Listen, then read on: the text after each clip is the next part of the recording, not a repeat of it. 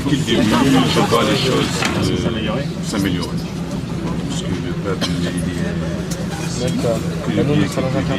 plupart, ils ont des diplômes, ils ne travaillent pas, c'est pour ça. Vous pensez que le nouveau gouvernement est susceptible de recréer une situation économique et sociale?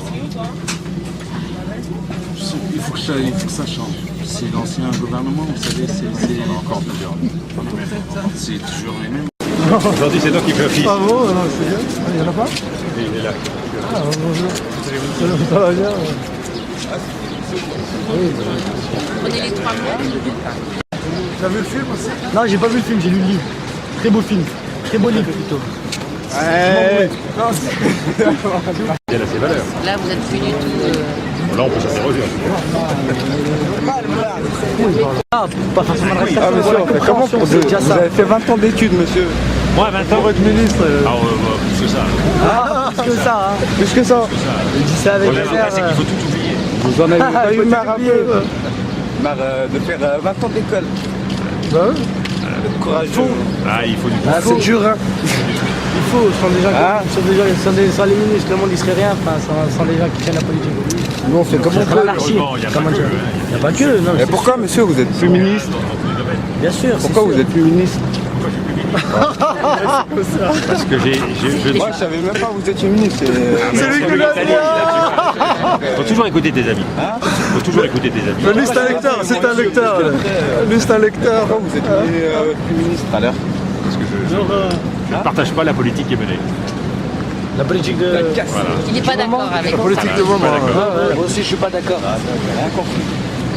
J'ai rien compris mais bon. Il m'a jeté de l'eau là. Monsieur Dominique de Villepin.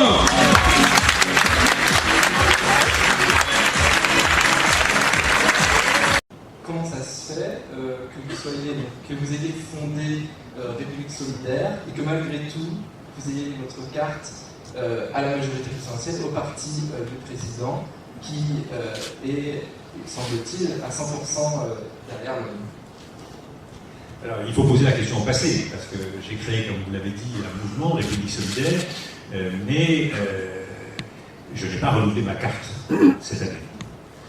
Et je ne l'ai pas fait parce que j'estime qu'il y a un décalage croissant entre les idées qui sont défendues par l'UMP et les Français.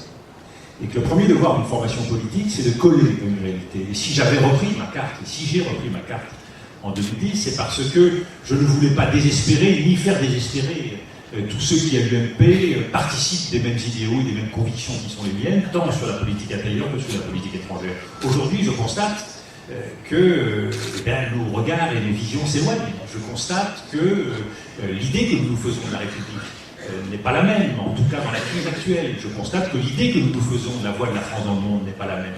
Alors je ne peux pas désespérer, mais néanmoins, je n'ai pas repris ma carte de l'UMP en 2011 et je suis au sein d'un mouvement que j'ai créé, la République Solidaire, avec Brigitte Girardin, qui est un mouvement absolument indépendant de l'UMP. Nous ne toucherons pas un centime, ni de l'UMP, et chose unique dans les mouvements politiques français, ni de l'État. Donc on ne peut pas être plus indépendant que nous le sommes. Nous ne vivons qu'avec le soutien de nos adhérents, sympathisants, et donc vous voyez avec au cœur de notre projet l'idée d'indépendance. Je pense que c'est vrai pour le citoyen, je pense que c'est vrai pour une nation. L'idée d'être indépendant, l'idée de pouvoir inventer son propre chemin me paraît tout à fait essentielle. Comment va? Bien? Ça va? C'est des beaux gosses. Les gens, les pas bien. Bonjour. Je vais tomber. Bonjour. Bonjour, vous allez bien? Bienvenue. Très heureux. Bonjour.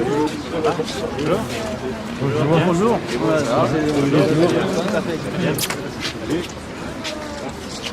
Maître de maison. Merci de nous accueillir. Très heureux de vous recevoir. Merci. Merci.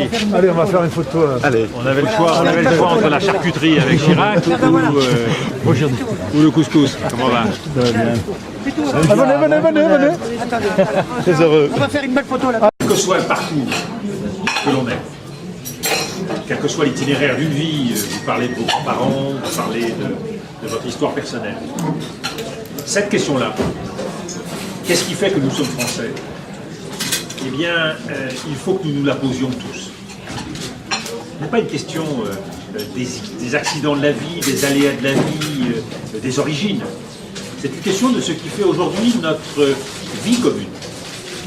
Et je pense que jamais, peut-être autant, cette question du vouloir vivre ensemble, elle n'a été au cœur des enjeux qui sont les nôtres. On le voit avec un Front National à 20% dans les sondages. En fait, pas forcément une réalité, mais ça reflète en tout cas une exaspération des peuples.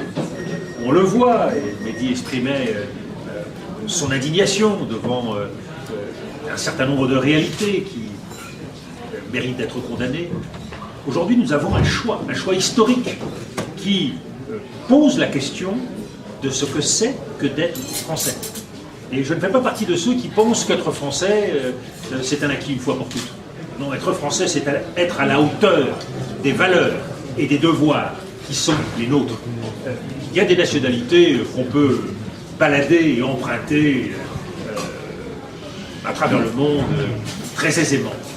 La nationalité française, elle est lourde d'un héritage. Elle est lourde de devoirs qui appartiennent à chacun. Et c'est une réalité qui est en mouvement permanent. Et plus que jamais, ces devoirs doivent être au cœur de la mission de chacun des citoyens de ce pays.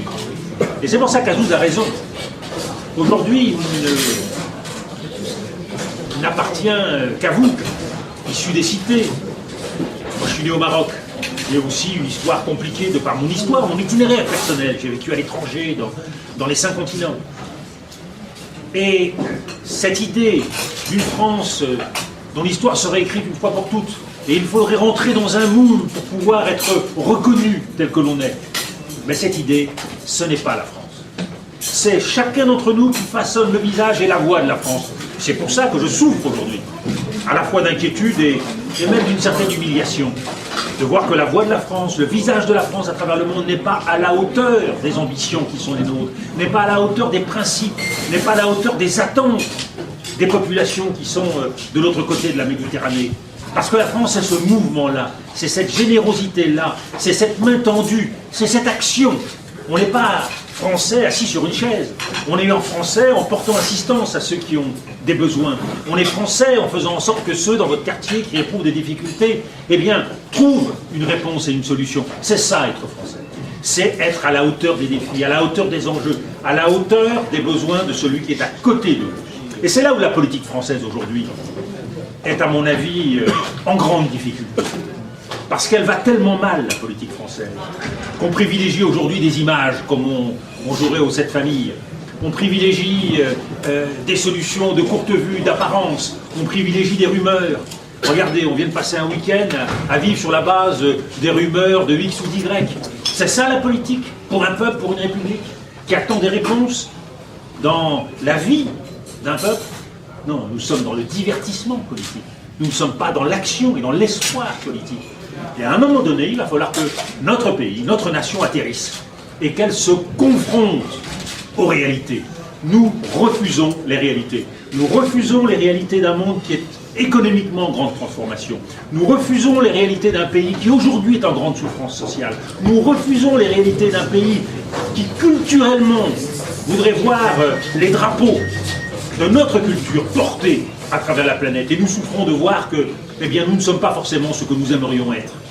Tout ça, il faut que les politiques acceptent de les porter avec courage. Il faut qu'on retrouve l'idée que faire de la politique, c'est prendre le risque des idées, des projets, de l'action. Et la politique, c'est le résultat. Quand le résultat n'est pas là, eh bien, vous n'avez pas le droit de continuer à porter des idées qui ont échoué. Et ça, les sanctions, elles sont impitoyables. Donc cette réalité-là, à un moment donné, il faut que nous les retrouvions. Mais ça implique que chaque citoyen, il est porteur du devenir de notre pays. Il est porteur de solutions pour notre pays. Il est porteur de l'honneur de notre pays. Il n'y a pas de raison que de l'autre côté de la Méditerranée, il y ait de jeunes Tunisiens, de jeunes Égyptiens qui puissent se lever et défendre leurs valeurs. Et à partir de là, ouvrir un espoir et un chemin pour tout un peuple. Et que chez nous, passivement, on attend de la béquée, la solution venue d'en haut. La solution ne viendra pas d'en haut. Elle commence par vous-même. Alors là, c'est le discours que je tiendrai dans 2 jours au président de la République. Là, oui, la politique doit retrouver son sens. La politique, c'est pas des petits calculs, c'est pas des petits arrangements. J'accepte telle fonction, tel marocain ministériel, et à partir de là, je rentre dans le rang. Non, c'est pas ça la politique. La politique, c'est de défendre ceux qui croient en vous. C'est de défendre une certaine idée de notre pays. Et ça, il ne suffit pas d'être en haut de l'échelle pour le faire. Chacun d'entre nous peut le faire à son niveau. Chacun peut le faire au niveau de son quartier. Chacun peut le faire au niveau de son voisin. Ce sont des valeurs qu'on partage.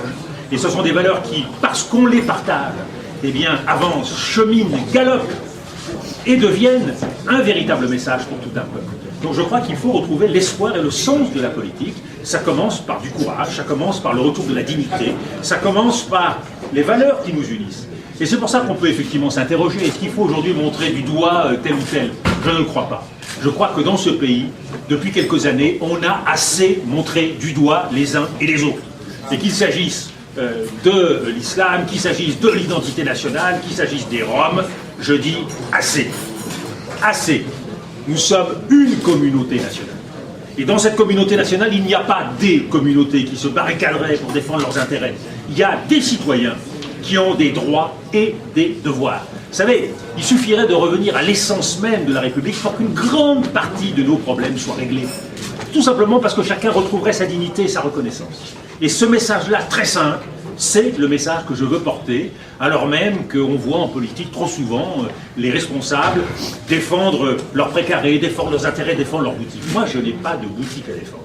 Je représente un mouvement, République Solidaire, qui est un mouvement indépendant, avec des gens libres qui viennent de tous les horizons, de tous les mouvements politiques, mais qui se retrouvent avec une ambition, réconcilier les Français entre eux. Faire en sorte que réconcilier, nous puissions peser davantage dans le monde. Faire en sorte que réconcilier, nous puissions agir davantage en matière économique, sociale, culturelle. Faire en sorte que les Français retrouvent ce qui est la spécificité et l'originalité de la France. Donc, ce sont des choses très simples. Et c'est parce qu'on s'est éloigné de ces vérités, de ces réalités, qu'aujourd'hui nous sommes déboussolés, que nous sommes inquiets, que nous ne retrouvons pas les repères dont nous avons besoin. Plus que jamais dans la crise, plus que jamais dans les difficultés, c'est bien à cette vérité essentielle et simple de la politique qu'il nous faut revenir. Donc non pas pointer du doigt, non pas choisir des boucs émissaires, on sait parfaitement comment ça se termine. Plus de violence, plus d'incompréhension, plus d'intolérance, plus de racisme, plus de xénophobie, plus d'antisémitisme. C'est pas ça que nous voulons, c'est pas la France que nous voulons. Donc c'est d'abord de la réconciliation et c'est ensuite de l'action. La politique, c'est agir. Or la politique, on le voit bien, c'est aujourd'hui devenu le champ des images, le champ du virtuel, le champ des promesses non tenues. Je crois qu'il faut revenir à cette réalité essentielle. Des hommes politiques sont là pour faire des choses et quand ils ne les font pas, on doit en tirer les leçons. Merci. Bravo.